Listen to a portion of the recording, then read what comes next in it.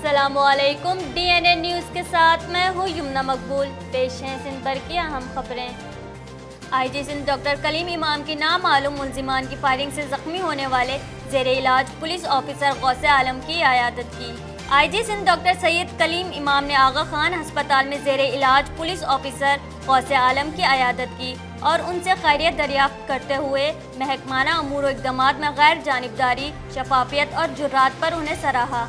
IG Sindh ने हिदायत दी कि अस्पताल इंतजामिया से मुसलसल रवाबित में रहें और ज़ख्मी पुलिस ऑफिसर के इलाज मुआवजे में कोई कसर न छोड़ी जाए। उन्होंने ज़ख्मी पुलिस ऑफिसर के अहले खानों को भी तसल्ली दी और उन्हें महकमा पुलिस की जानिब से हर मुमकिन ताउन की यकीन दहानी कराई। वज़ीर इत्तलात सईद गनी की ज़ेरे सदारत कराची डिवीज़न का इजलास में कराची में सानिया कारसाज 18 अक्टूबर पर पीपल्स पार्टी के जलसा आम के हवाले से तबादला ख्याल किया गया। सईद गनी ने कहा कि बिलावल भुट्टो जरदारी की हिदायत पर पीपल्स पार्टी कराची में तारीखी जलसा आम मुनक्किद करेगी। जलसा शराय कायदीन पर मज़ार कायद के पास मुनक्किद किया जाएगा। जलसा गाह का दौरा किया है और आज से ही इसकी तैयारियों का आगाज़ किया जाएगा।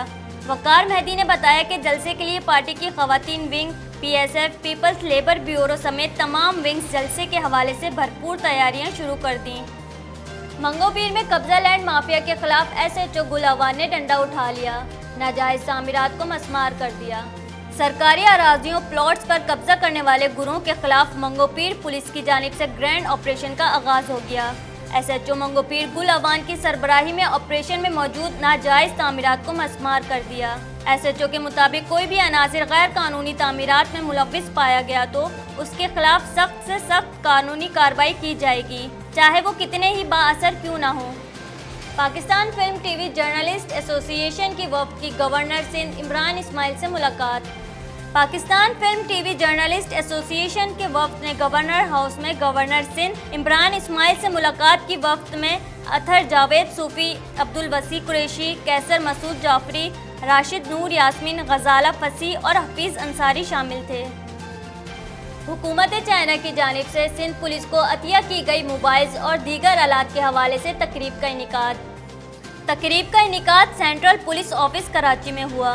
3 रुकनी चाइनीज़ वफ़द ने नायब कौंसलेट जनरल चाइना की सरबराही में शिरकत की और हुकूमत चाइना की तरफ से सिंध पुलिस के लिए 50 वॉकी टॉकी सेट्स, 3 अदद mobiles, 15 printers, 2 computers, 1 photocopy machine और 1 अदद मॉनिटरिंग आले का सेट बतौर अतिया दिया।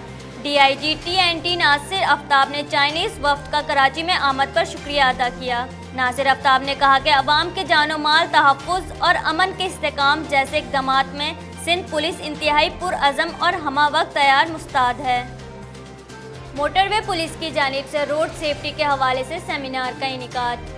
मोटरवे पुलिस की जोनल एजुकेशन टीम के अफसरान ने डाइवो बस एक्सप्रेस के ड्राइवर हजरात और दीगर स्टाफ को हाई वेज रूल्स और रोड सेफ्टी के हवाले से मल्टीमीडिया के जरिए ब्रीफिंग दी।